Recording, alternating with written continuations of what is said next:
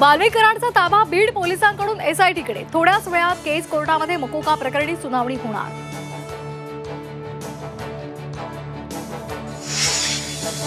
तुरुंगामध्ये असणाऱ्यांच्या समर्थनार्थ बंद केल्यास वेगळा पायंडा पडेल। सुरेश धस यांचा वाल्मिक कराड समर्थकांना अप्रत्यक्ष टोला। बीड जिल्हा एनसीपीची कार्यकारिणी बरखास्त। प्रदेशाध्यक्ष यांच्या सूचनेनुसार बरखास्तीचा निर्णय। शिर्डी अधिवेशनानंतर नवी कार्यकारिणी जाहीर होणार। धनंजय मुंडेंना मोठा धक्का।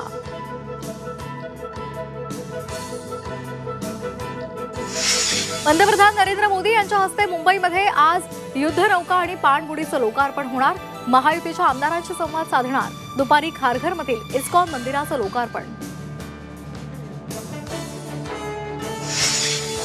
महायुतीच्या मंचावर ईव्हीएम मशीन आणि नोटांचं बंडल ठेवा, राऊतांचा मोदींना टोला। तर अशोक चव्हाण अजित पवार मंचावर, मग धनंजय मुंडेंवर अन्याय का, राऊतांचा सवाल।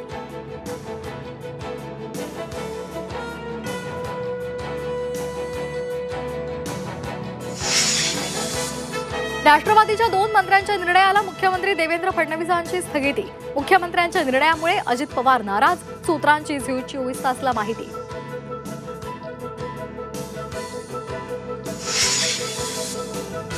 आनंदवनवरच आर्थिक संकट दूर होईल।